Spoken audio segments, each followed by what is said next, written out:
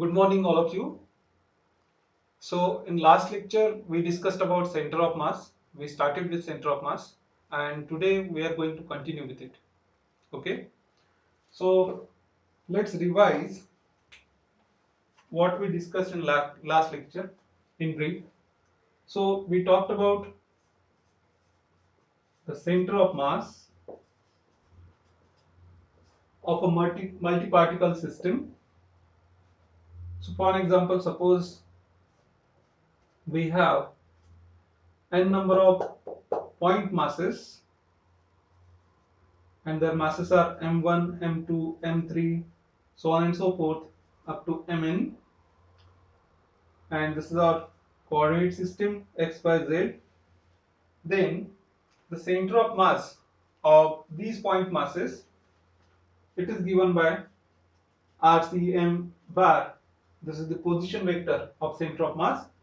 It's equal to m1 times its position vector r1 bar. So this is m1 and this is its position vector r1 bar plus m2 times its position vector r2 bar plus so on and so forth up to plus mn times its position vector rn bar divided by sum of all these masses m1 plus m2 plus m3 plus so on and so forth up to mn. Okay, then we also discussed about the center of mass of rigid bodies of solid objects. So if this is our rigid body and these are x, y, z coordinates, then what we do is we break this rigid body into infinite number of small masses, okay, small mass elements, each having mass, let's say dm. So suppose mass of this mass element is dm and its center of mass is somewhere here. Position vector of its center of mass is suppose this one, okay, and suppose it is r bar. Then what is the center of mass of this solid body? So for solid bodies we have formula for center of mass rcm bar. It's equal to 1 over total mass of solid bodies. Okay, that's this thing over here. Okay, for multi-particle system multiplied by integral of dm times r bar. Okay, so what we do here is we take lots of infinite number of small mass elements and suppose the center of mass is at position r bar. Okay, for this one, for some other one it will be at some other position. Then we integrate over this quantity. Okay, so this is the formula for center of mass for solid bodies. All right, and what is center of mass? So center of mass is a point of multi-particle system, or for a body, the point at which the whole mass of the body or multi-particle system can be supposed to be concentrated, and its motion happens such that whole force acting on that system of particles or that body, it acts as if it is acting on the center of mass. Alright, the point at which whole mass of the body can be supposed to be concentrated and its motion happens according to the forces acting on the sum of forces, that is the net force acting on that body. Alright, so okay, so this thing must be clear.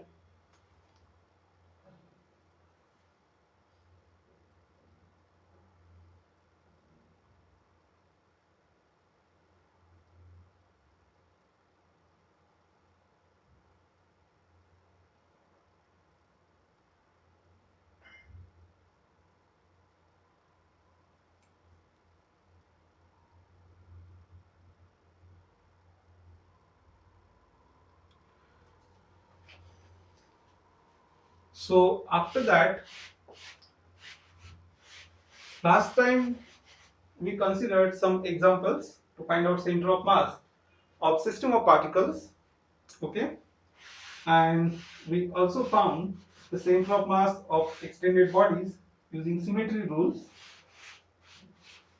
So today we will consider some more examples, okay.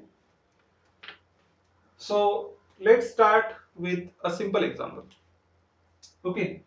So let's talk about, let's say, a rod, okay. So suppose I have this rod kept over here.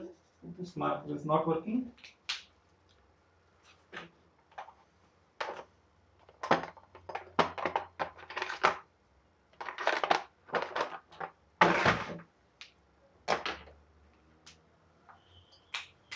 So let's suppose I have this rod,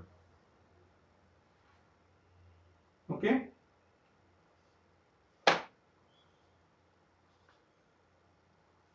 Its length is L,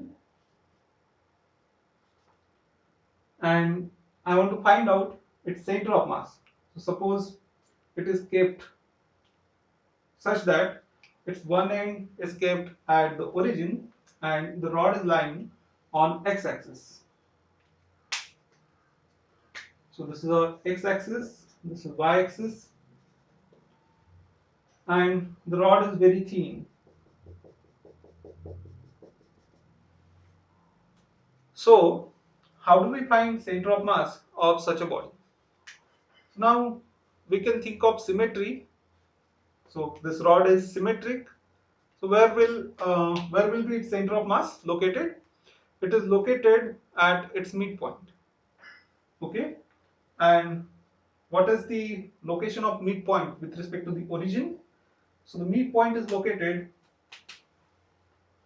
at distance L by 2. Okay, so thinking intuitively using symmetry, we can find out its center of mass. So center of mass is located at position L by 2. Now let's use this formula. So let's use formula for x coordinate of center of mass equals to dm, integral of dm times, here it will be x divided by m. Alright, and now let's try to understand this formula. Okay, so this is my rod. Now what is dm over here?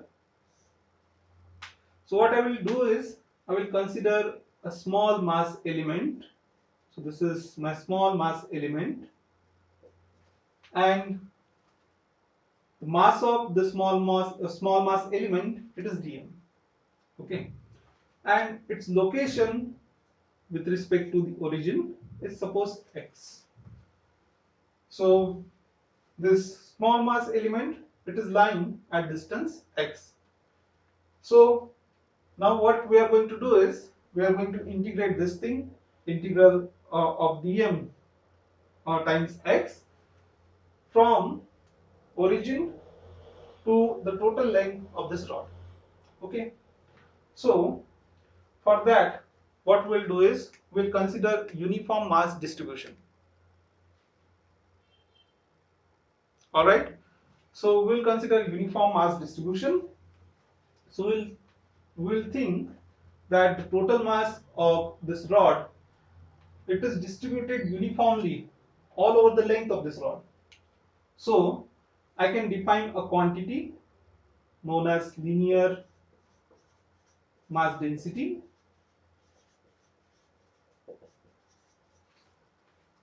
I will denote it by mu. So mu is total mass of the rod divided by its length. Alright, so I have defined a quantity known as linear mass density. So mu is equal to m divided by L. Now if the mass is distributed uniformly, so we can take any small mass element. So we have taken this one. Then we can write mu as ratio of mass of the small mass element, which is dm, divided by its length. Alright, its length is dx. Okay, so its length is dx, and this gives me dm in terms of mu and dx. So I get dm equals to mu times dx. And now we can substitute this dm in this formula. So I get x coordinate of center of mass of this rod with respect to this origin is equal to 1 over m multiplied by integral of dm, which is mu times dx. So it is mu times dx. And what is okay, what else is there? X. So I can write down x, and we have to integrate this over the dimensions of this rod or the size of this rod. So lower limit for x will be 0, and what will be upper limit? So the upper limit will be length of the rod. Alright, now it's very simple problem. We can take m outside. So let's take mu outside. So mu divided by m multiplied by, we have integral of x dx from 0 to L. And what is integral of x dx? It is x square divided by 2. Okay, remember the formula. Integral of x raised to n dx is equal to x raised to n plus 1 over n plus 1. Alright, and there are some lower limit and upper limit. Okay, so here our n is 1, so this integral will be x raised to 1 plus 1 divided by 1 plus 1, that is x raised to 2 divided by 2. So we have mu divided by m multiplied by x raised to 2 divided by 2, lower limit 0, upper limit is L. Now let's substitute the limits. So we substitute limits. What do we get? X coordinate of center of mass equals to mu over m multiplied by L square divided by 2. If we substitute upper limit, it is L squared. Okay, so x square becomes L square divided by 2, and then we have to subtract 0. Okay, so that is mu over m multiplied by L square over 2, and after that we can substitute for this mu. So mu is m divided by L. So m over L, and we have this m multiplied by L squared over 2. So this m and m gets cancelled out, the square and this L gets cancelled out, and we have the formula for x coordinate of center of mass, and it's equal to L over 2. Okay, so the x coordinate of center of mass, we expected this from symmetry, and we have proved, or we have calculated using calculus, that x coordinate of center of mass of this rod, it is at distance of L over 2. Okay,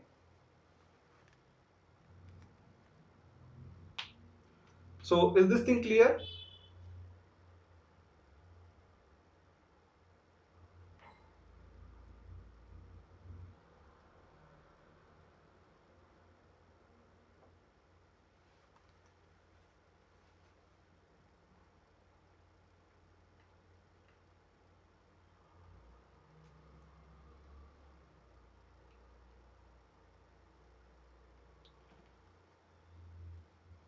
All right, so after this, let's consider another example.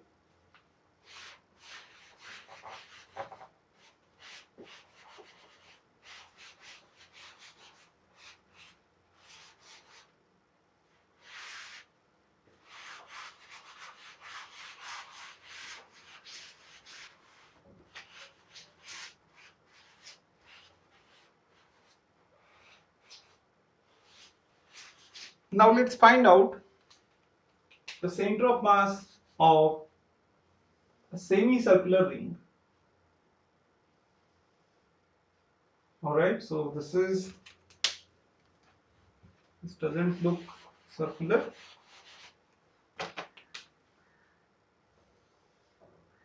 Okay, this is better.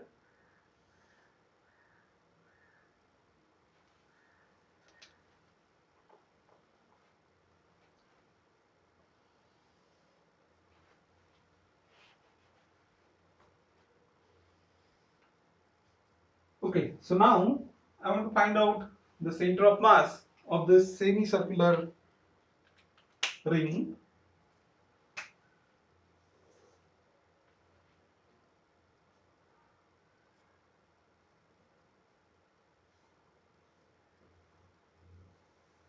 Whose center lies at the origin. So this is our x-axis, this is y-axis, this is origin, and I want to find out center of mass of this semicircular ring. Okay, so now if we just consider a circular ring, this is not very interesting problem because we can just use symmetry. So if we consider a line going through or x-axis going through, passing through its center, half of the mass lies above this x-axis, half of the mass lies below the x-axis, and then if we consider y-axis too, so half of the mass lies on this side and half of the mass lies on other side. So its center of mass, considering symmetry, it lies at intersection of x and y axis. So it lies at the center. Okay. So this one is simple. Okay. Of course, calculating it using calculus will be similar to that of this calculation that we are going to do. So let's find out the center of mass of this semicircular ring. Okay. So for that, what we'll do now is we'll again define the linear mass density.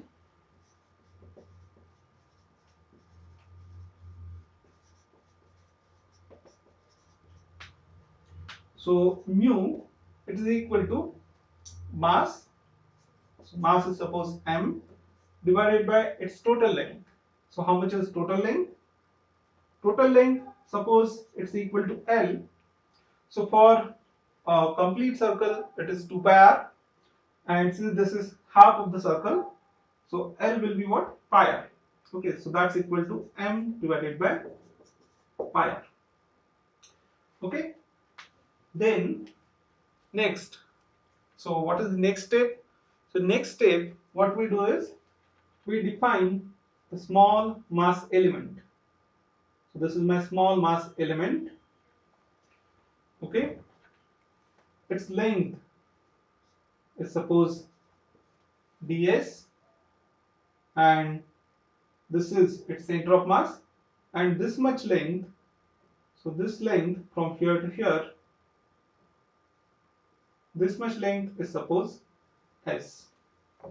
All right, and this is its position vector with respect to the origin. So this will be r bar. R is the radius. Okay. So next, ds will be equal to we can write mu in terms of the small mass element and ds. So mu we can write as small mass element, the mass of the small mass element divided by its length, which is ds, and this gives us dm equals to mu ds. Okay. Now since this is a ring, so ring can be kept on a plane. So this is two-dimensional problem. So we are going to find out x coordinate and y coordinate of the center of mass. So for that, let's locate x coordinate and y coordinate of this dm. So this is its x coordinate, this is y coordinate. Okay, and suppose this angle is theta, so we can write down that sine theta equals to opposite side divided by hypotenuse. Opposite side is y, so sine theta equals to y over r. So it gives me y equals to r sine theta, and cos theta equals to x over r. So this gives me x equals to r times cos of theta. And now we can just use our formula. So what is the formula for x coordinate of center of mass? Is 1 over m integral of dm times x, and x is the x position of center of mass of this mass element dm. Okay, and we have written it in terms of r and theta, so it is r cos theta. Okay, now dm can be written as mu times ds. So if I write this as mu times ds, then x I can write as r multiplied by cosine theta. So here I have two variables. Okay, so as I move along the length of this ring, theta will change. Okay, and ds can also change. Okay, we can take ds as small as 0 and as large as the total length of this ring. Okay, so we have to convert either this theta to s, or what we can do is we can convert this s to theta. Okay, we can write s in terms of theta. Okay, so we'll do that. So now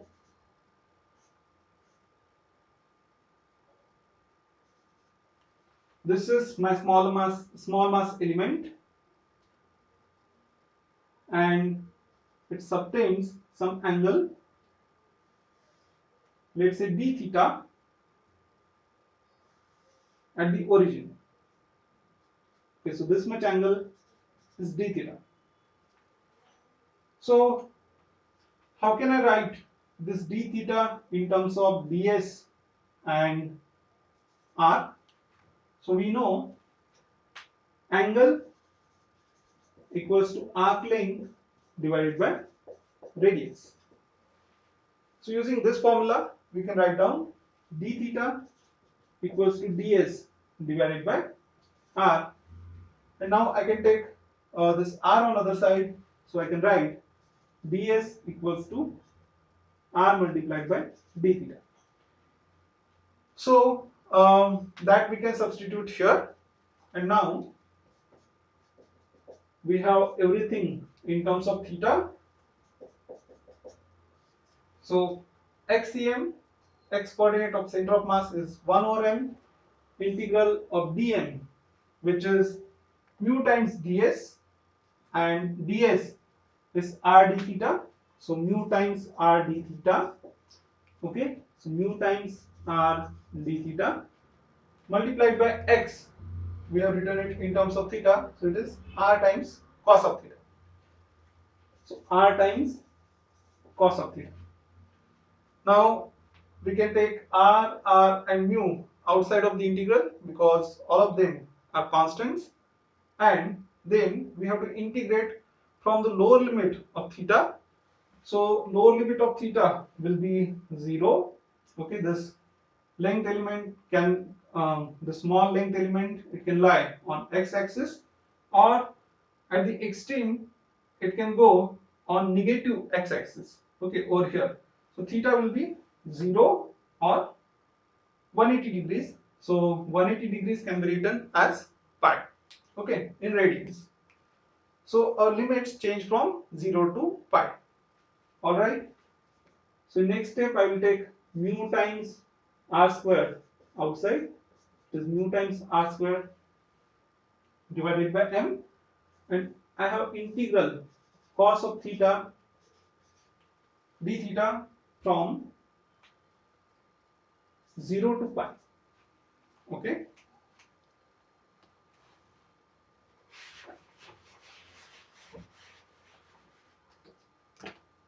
Okay, so now before calculating this integral, what will be the x coordinate of center of mass by symmetry?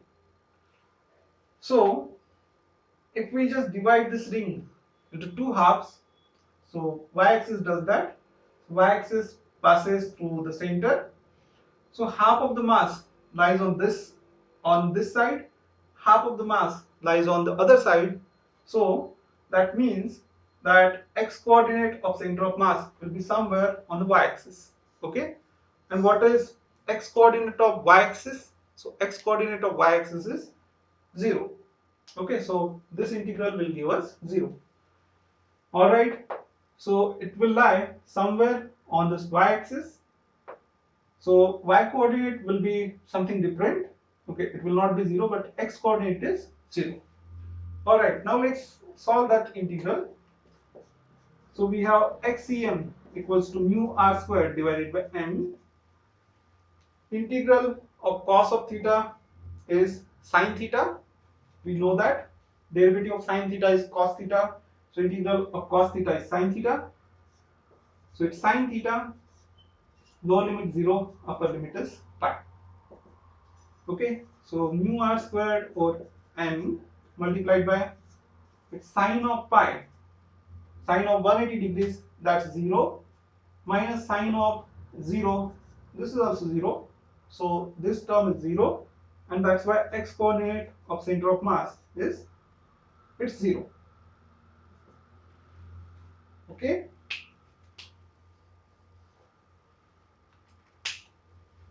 after that, next let's find out y coordinate. Okay, so I will erase this part and I can write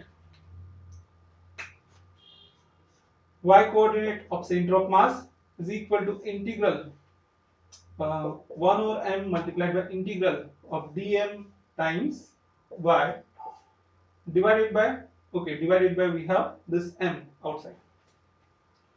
So this is the formula to find out y coordinate, and now we can substitute dm in terms of theta. So I have written it over here. Dm is mu times ds, and ds is what? R times d theta. So it is mu r d theta.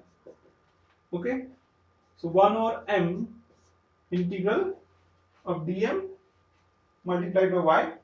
So dm is mu r d theta, multiplied by we have y in terms of theta, it is r sine theta. This is r times sine theta.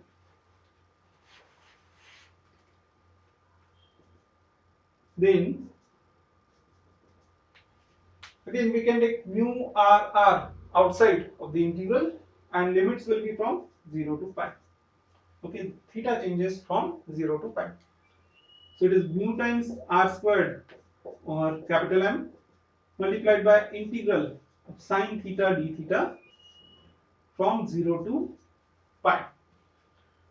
And integral of sine theta is minus cos theta. Alright. So integral of sine theta is minus cos theta. It is mu r square or m minus cos theta. Lower limit is 0, upper limit is pi. And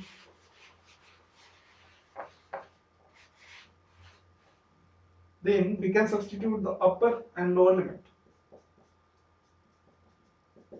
Okay, or we can take minus sign outside with minus mu r squared divided by m cos of pi minus cos 0. This is 0. So cos pi is minus 1, cos 0 is 1. So minus 1 minus minus 1, it's minus 2. Minus 2 multiplied by this negative sign gives me plus 2. So we have 2, okay, minus 1, minus 1, that's minus 2 multiplied by this negative sign plus 2 times mu r squared for m, and now we can substitute the value of this mu. Okay, so mu was m divided by this total length of the semicircular ring.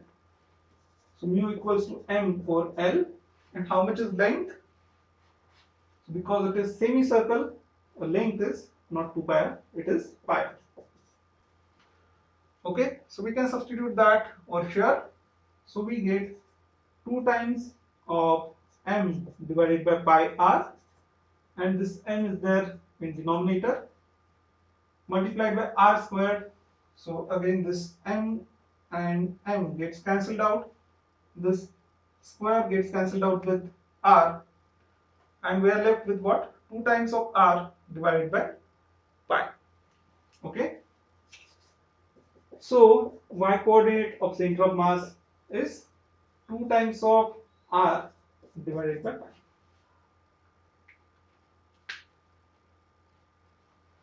X coordinate is 0, y coordinate is 2 times of r divided by pi.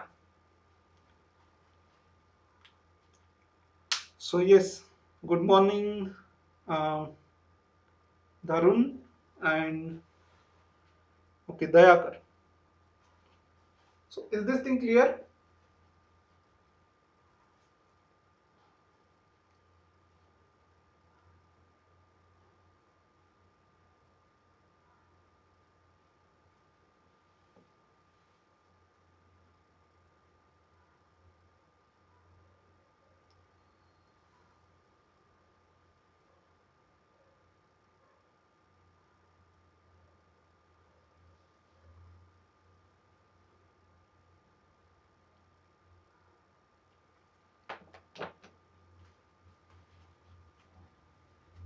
Alright then, so we have found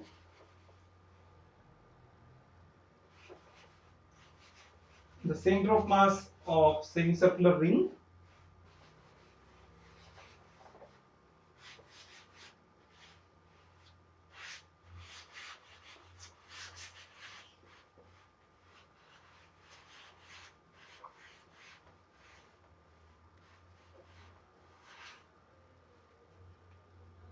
and then let's consider another problem. So next we'll find out the center of mass of a disc.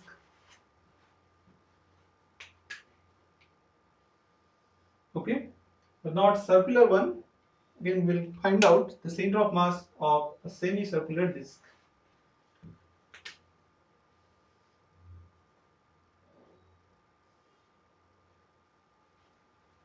Alright, so now again we can use symmetry, and symmetry tells that if this is center, this is y-axis,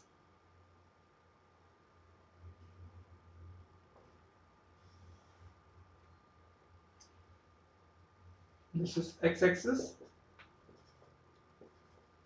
So what will be x coordinate? So again x coordinate of center of mass of the disk will be 0. Alright, reason is same. Then next what we are going to do is, how we are going to proceed is, we have found out the center of mass of a ring, okay, semicircular ring, and we can use that over here. So what we'll do is, we'll divide this disk into n number of small rings, very thin rings. So let's suppose this is one of them. Okay, so I'm going to consider n number of rings. Let's say one ring over here, the next ring which connects that, okay, like this. So n number of rings stacked together to form this disk. Alright, and we know the center of mass of all those rings. So what is center of mass of this ring? If its radius is small r, what is center of mass of this ring? Its center of mass, we know x coordinate. I will write small x cm for center of mass of the ring. So it is what? 2 times of this r, sorry, x coordinate is 0, and what is y coordinate? Y coordinate is 2 times of r divided by pi. All right, and then we can add, actually, okay, we can use the formula. So x coordinate of center of mass equals to 1 over m integral of dm times x. So this dm will be mass of this one of the ring, okay, and x will be x coordinate of its center of mass. All right, so we are integrating this over this disk. Y coordinate of center of mass will be 1 over m integral of dm multiplied by y. Then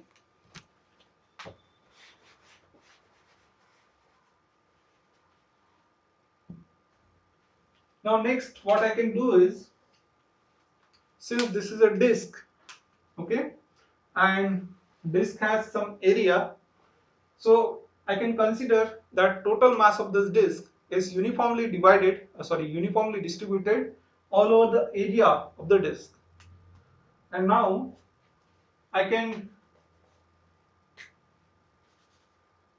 define its areal mass density. Okay, mass density over the area. Okay, considering that the total mass is uniformly distributed all over the area. So now mu is areal mass density, and it's equal to mass divided by its total area. So total area of a circular disc is pi r squared. So here it will be pi r squared divided by 2. And this 2 is in denominator of denominator, so I can take it into numerator. So I can write it over here. So it is 2m over pi r squared. So we have defined mass density. Alright. Now what will be dm? So how can I write dm in terms of mu? So to do that, what I will do is I will write mu as dm divided by dA.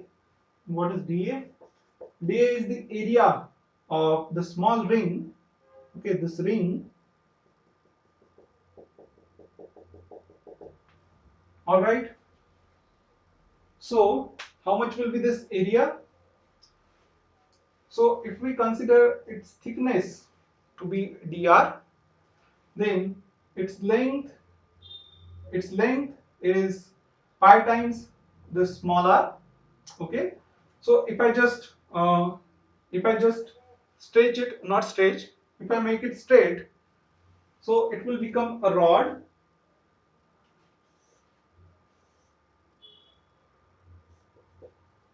Okay, and length of that rod will be semi-circumference of this ring. So length is pi r, and how much is breadth? So breadth is this much length. Okay, so it's extend over here. So that is dr. Okay, and that's why what will be, how much will be its area?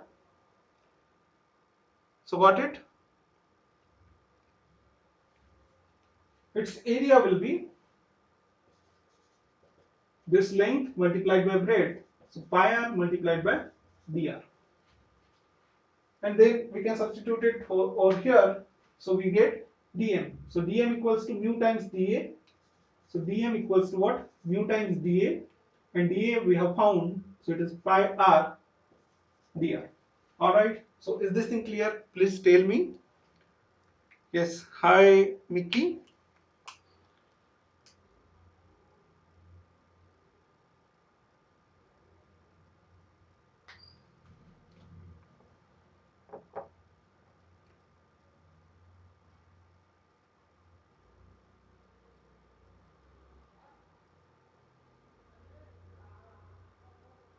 Alright, very good. So now I know dm, okay, so I can substitute it over here.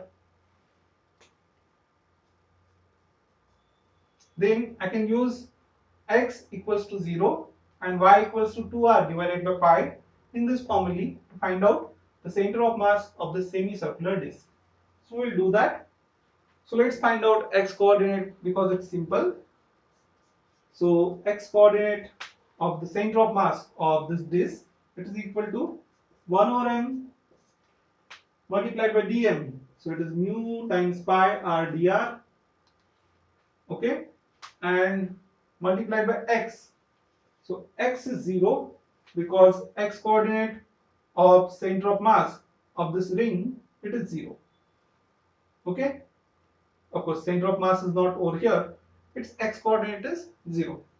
So 0 multiplied by this thing gives me 0, and therefore x coordinate of center of mass of this disk is equal to what?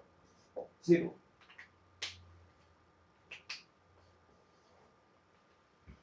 Okay, so next I will find out y coordinate. So I will erase this part. Yeah, I can erase this part too. So now y coordinate of center of mass is equal to 1 over m multiplied by dm times y. So it is 1 over m integral of dm. So dm is this thing, mu times pi r dr multiplied by what is y? Y is the y coordinate of center of mass of this ring, that is 2r divided by pi. 2r divided by pi. And what are the limits of this integration? So we are going to consider the rings which start from here, which have very small radius. So limit of that radius tends to 0, and up to what radius we can go on considering these rings? So up to this much radius, okay, which is total radius of this disk. Total radius meaning radius of the disk. Okay, so limits are 0 to r. So minimum radius of the ring that we can consider for this disk is 0. Maximum radius is r. Alright. And then we can take few things outside. Okay. So we can take mu pi r, and this 2, okay, this pi and pi gets cancelled out first.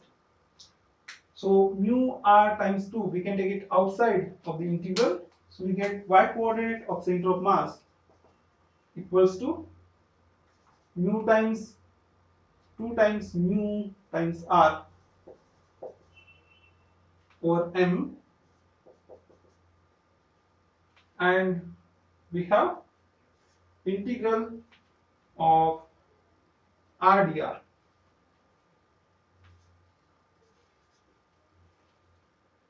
So lower limit is 0, upper limit is r. So now we can integrate this. So its integral will be what? So 2 times mu r over m, okay.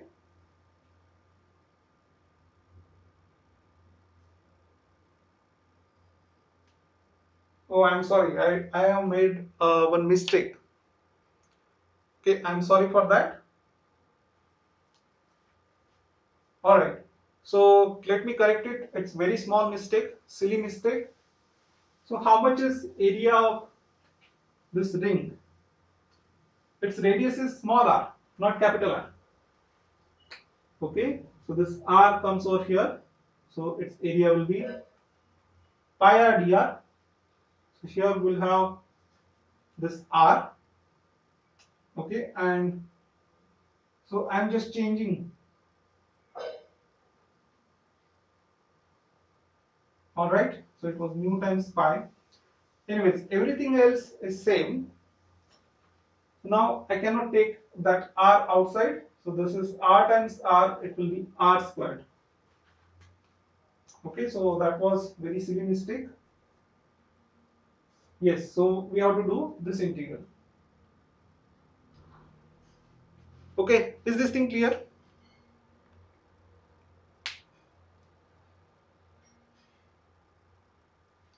Of course, it will not change the x coordinate of the center of mass, it will only change y coordinate. Alright, because x coordinate is dm times 0, integral of dm times 0, so that is anyway 0. So please correct this if you are taking notes, and please tell me if this is clear.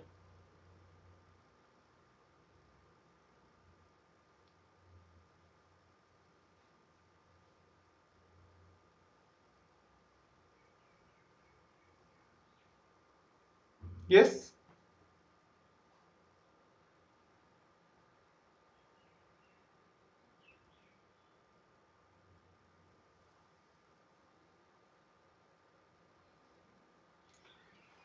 Alright, so the length of this ring is pi times small r, not capital R. Okay, so that was a silly mistake.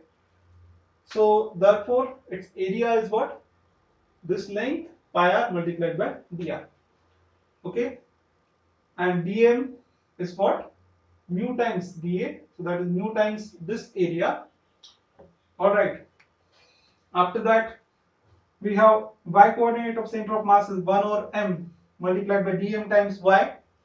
So dm is this thing mu pi r dr, and y is y coordinate of the center of mass of the ring. Okay, so that is 2r divided by pi. So we have kept everything, and then we cancelled out this pi and pi. After that we can take this 2 and mu outside. So we have taken 2 and mu outside, and it's r times r, so r squared. So we are left with integral of r squared dr. Lower limit is 0, upper limit is r. Okay, then what is integral of r square dr? What is integral of r square? It is r raised to 3 divided by 3, because we know this formula, integral of, let's say, r raised to n dr is equal to r raised to n plus 1 divided by n plus 1. Okay, within proper limits. So lower limit is anything, okay, within some lower to upper limit, L and U. Okay, so now its integral will be r raised to 3 divided by 3. And what are its limits? So limits are, upper limit is capital R, lower limit is 0. So if we just substitute that, it is r raised to 3 divided by 3, capital R raised to 3 divided by 3 minus 0. So that's going to be, if I substitute the limits, it becomes 2 mu over m into r raised to 3 divided by 3. So that's y coordinate of the center of mass. Let's simplify it a little bit. So y coordinate of center of mass is 2 times mu, and we can substitute for mu. It is 2m over pi r square, 2 times m over pi times r squared, and we have this m in denominator multiplied by r raised to 3 divided by 3, and here we have some cancellations. So this m and m gets cancelled out, r raised to 2 r squared gets cancelled out with this cube, that means r cube over r raised to 2 gives me r. So I'm left with 2 times 2, 4 times r divided by 3 pi. So x coordinate of center of mass of a disk is 0, its y coordinate is what? 4 times r divided by 3 pi.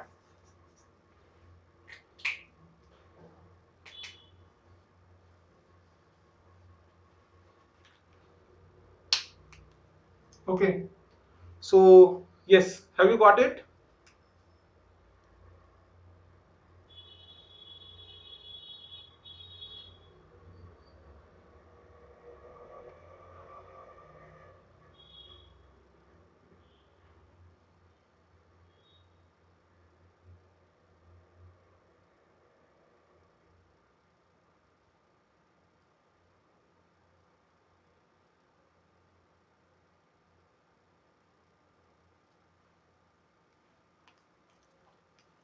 Okay, then I will erase this.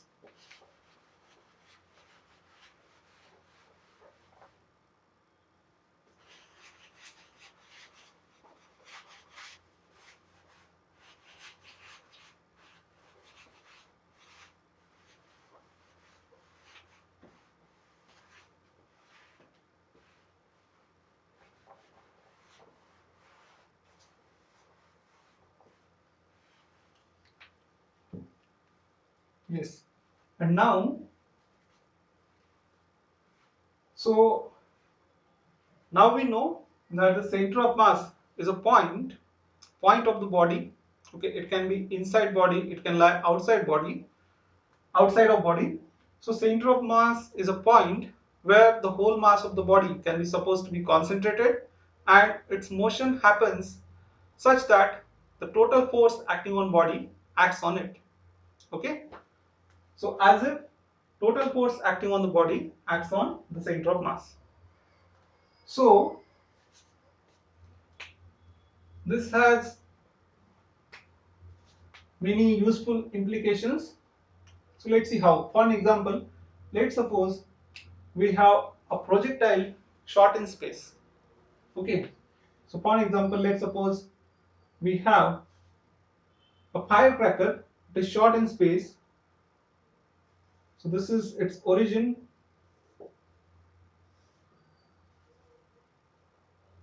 and this firecracker, it breaks into 3 parts somewhere over here. One part moves in this direction, the other part moves in this direction, and yet another part, it moves in this direction. Okay, so this is x-axis, this is y-axis. Now, since the motion of center of mass does not depend on the internal forces, this this firecracker, okay, it breaks due to what? Due to the internal forces. Suppose it's firecracker or a bomb, it breaks due to what? It explodes due to the internal forces only. Okay, and there are no external forces taking part into this. So what will be the motion of the center of mass of these 3 parts of this bomb? So center of mass, it follows a very simple track. This bomb was moving in projectile motion. So the center of mass, okay, the forces acting on the center of mass are the external forces acting on the body, and that is only the gravitational force. And that's why the center of mass will keep on moving in this parabolic path. Okay, it will keep on performing the same projectile motion that was performed by the bomb before exploding. Alright, so I think this should be clear.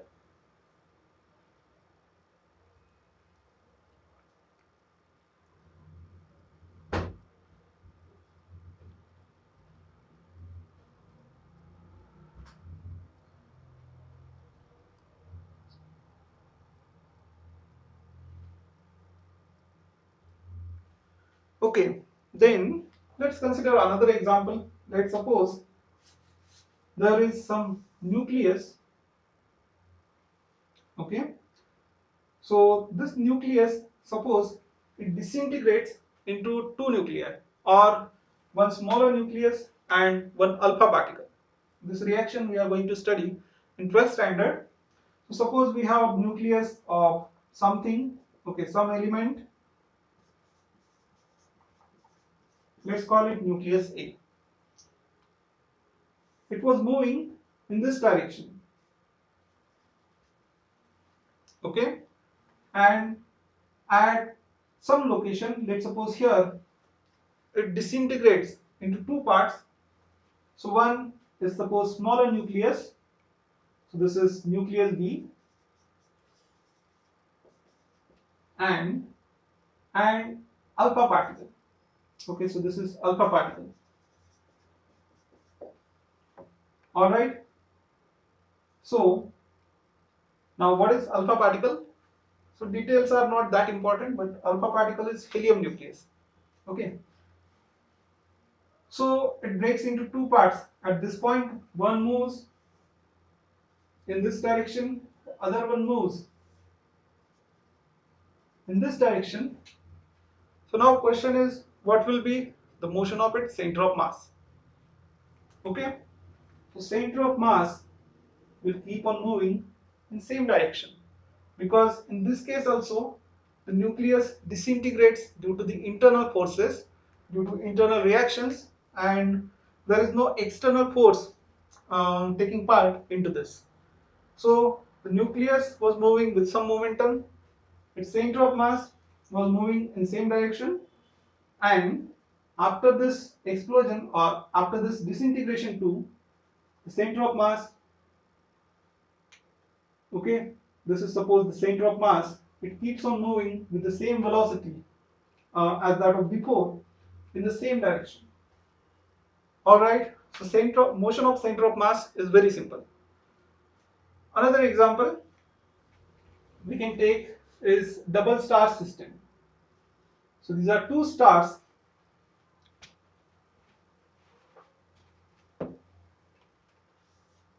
These are two stars. So they revolve around each other. So they nearly have the same mass, this is m1 and m2. So they revolve around each other and they move in space.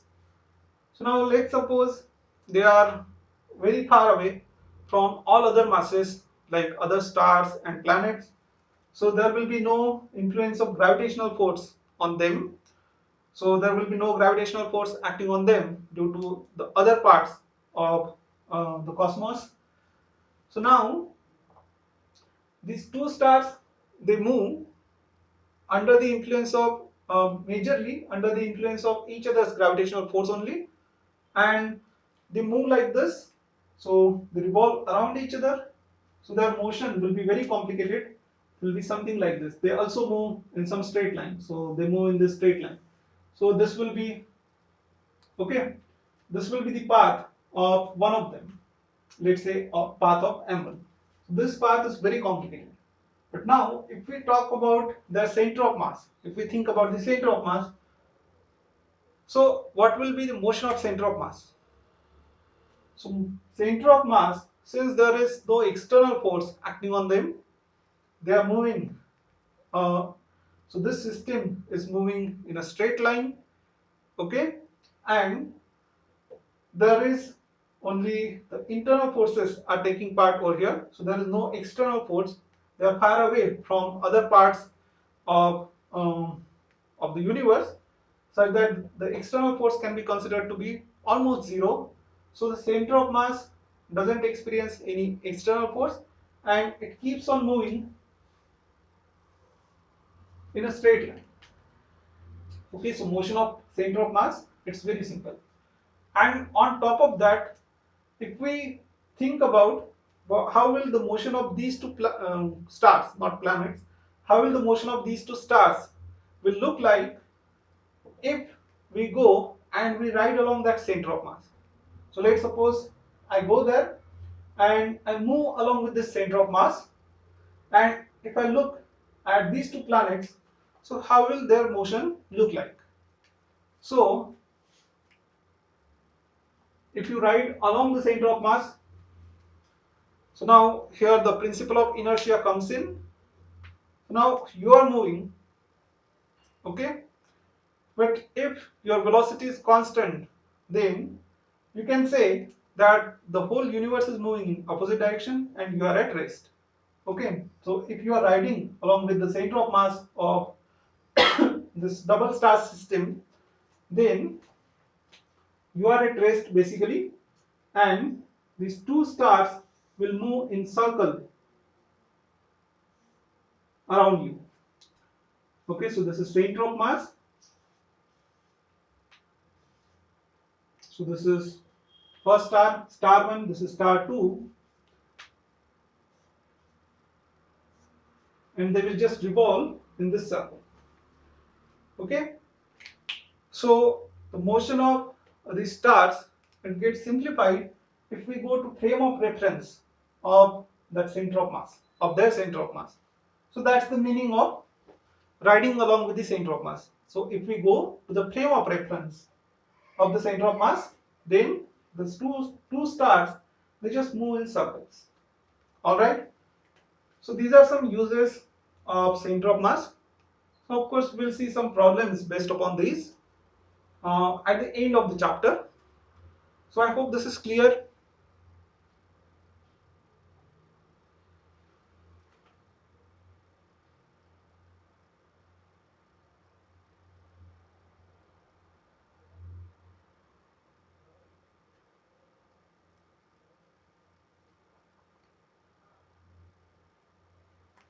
Okay. So then let us stop at this point. Okay. Unless there are any questions.